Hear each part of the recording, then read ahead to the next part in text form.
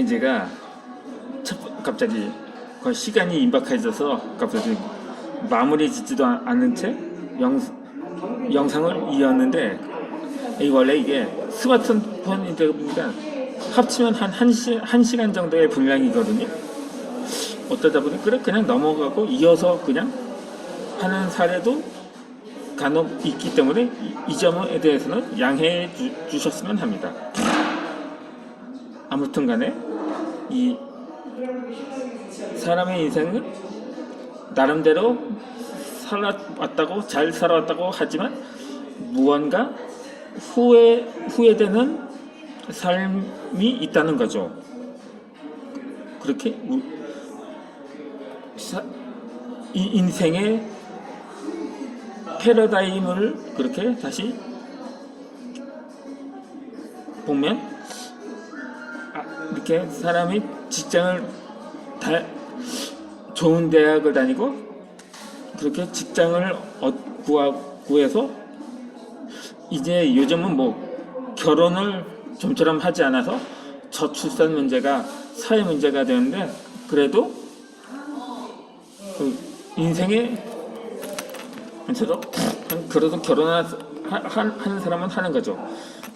그러다 보니까 요즘 유튜브 영상 중에서 퀴즈 채널들이 인기가 많은 것을 보면 아마도 경제적인 문제라든가 사회 제도의 변화를 많이 추구하는 것으로 느껴지고 있는 것입니다. 그러면 이 아이가 생기면 더 큰 집으로 이사를 하게 됩니다.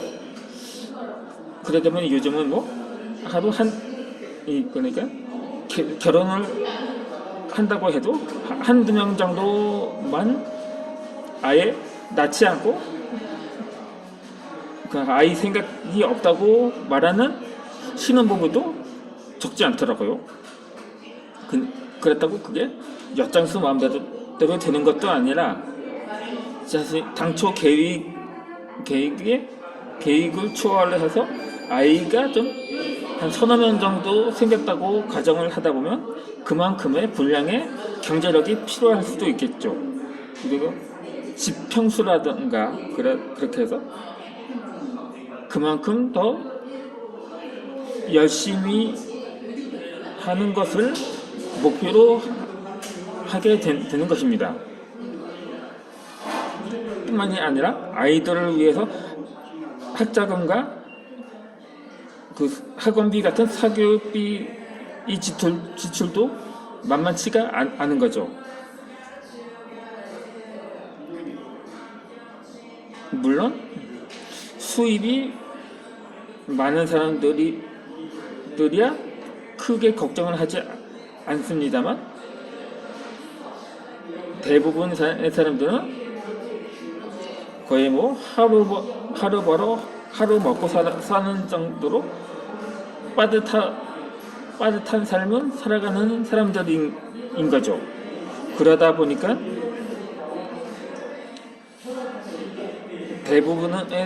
대부분의 사람들은 다람쥐 쳇바퀴 같은 인생을 살게 됩니다.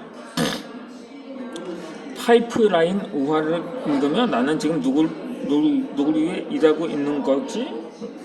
지금 하는 일로 미래에 돈 걱정 없이 행복하게 살 수 있을까라는 의문이 듭니다.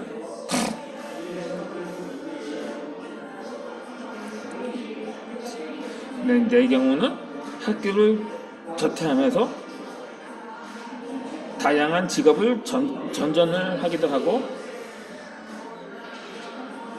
그렇게 항상 오히려 서점이나 도서관을 직장 삼아서 다니곤 했었죠. 그러다 만화를 그리는 학원도 등록을 했는데 그 여의치가 않았거든요. 그렇게 그냥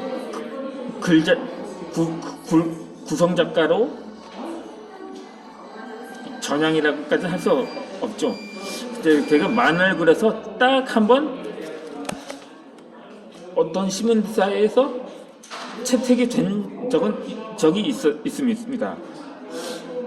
제가 만평이 하나 있었는데 그나마 그것도 학원장님께서 부분적으로 도와주신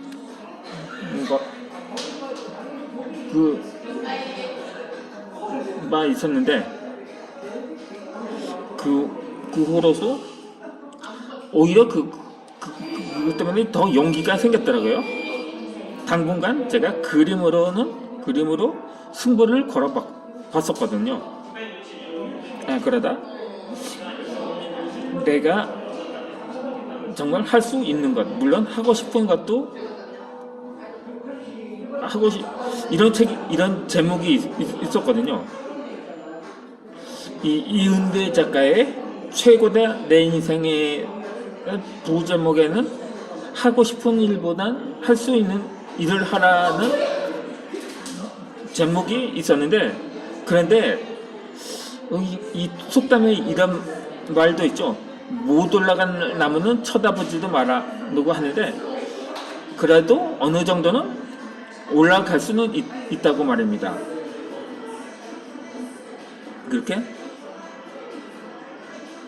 그러니까 자신의 그것도 정신력보다는 체력에 더 중점을 두는 것이 아닌가 상기가 되네요.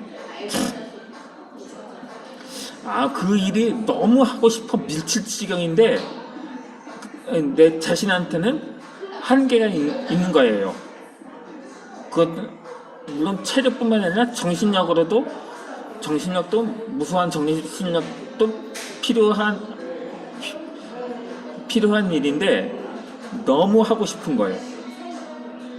그러다 보니까 어느 정도라도 이것도 예를 들면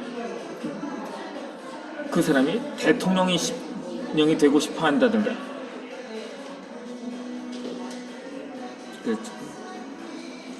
그렇게 한편으로는 그것을 허황된 꿈이라고도 하는데 누가 알겠습니까?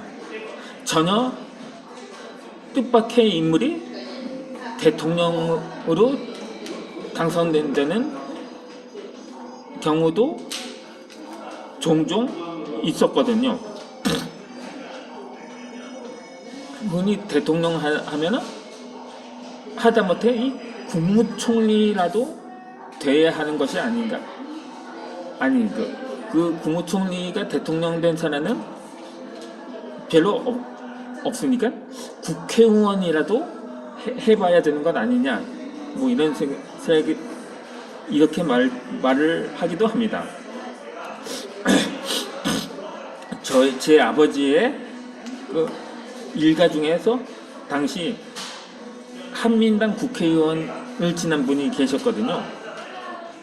그러니까 자유당의 전신이죠. 한 재헌은 아니고 한 2대쯤 되었을 거예요. 그때 얼마 되지 않아 전쟁이 일어나서 그 후에는 완전히 연락이 두절된 상태라고 하더라고요. 물론 그것도 그 시대도 잘 만나야 한다고 말도 하는데, 그것도 한편으로 운명론이라고 볼 수는 있는 거죠. 그렇지만 아무리 시대를 잘 만난다고 해도 자신이 무언가 실천으로 행동하지 않으면 아니함만 못한 거죠. 이 좌우지간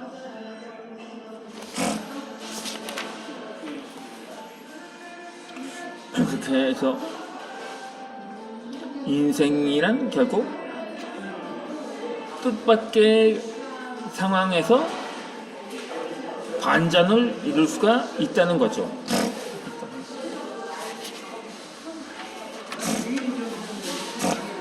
그게 시대가 천지개벽을 해서 했기에 가능한 것도 아니라 누군가가 혁명을 일으켜서 그것이 반전이 되는 것도 아니지만 최소한의 그 사람이 다짐을 한다면 결심을 그 꿈을 향해서 한 걸음씩 나아갈 수는 있다는 거죠.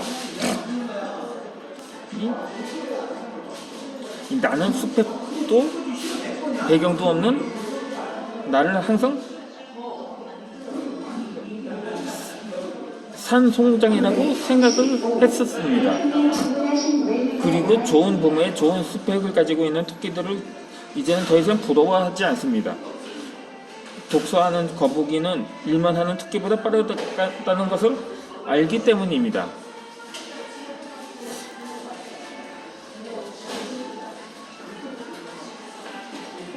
인생을 올바른 자세로 바라보고 주어진 기회를 살린다면 지금까지 꿈도 꾸지 못했던 엄청난 힘을 발휘하게 됩니다.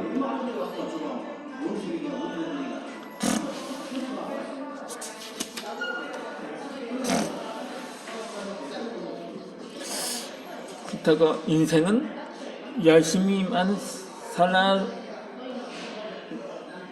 산다고 되는 것도 아니고 그렇다고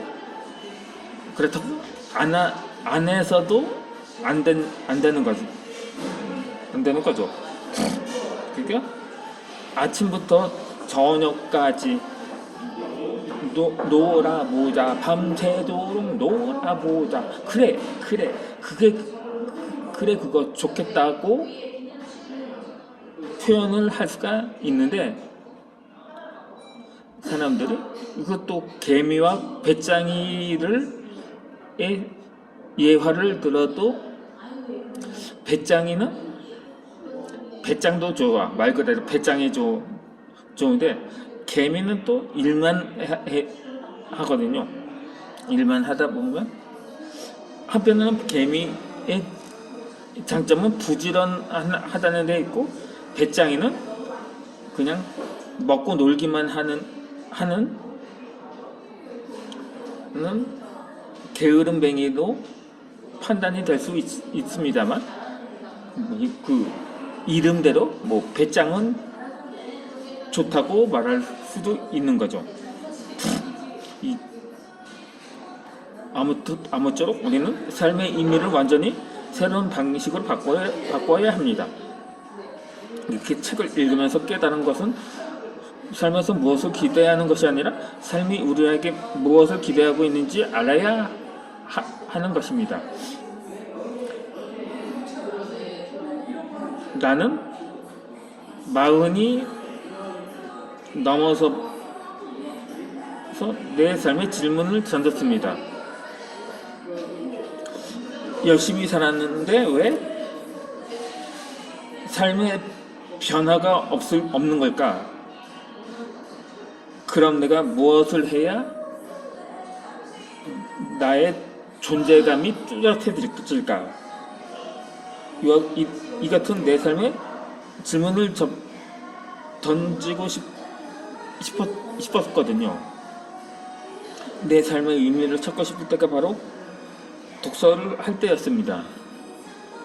그러니까 아주 초등학교 때부터 교과서뿐만 아니라 동화책이든 만화책이든 위인전이든 교과서 외의 책들을 즐겨 읽었던 거죠.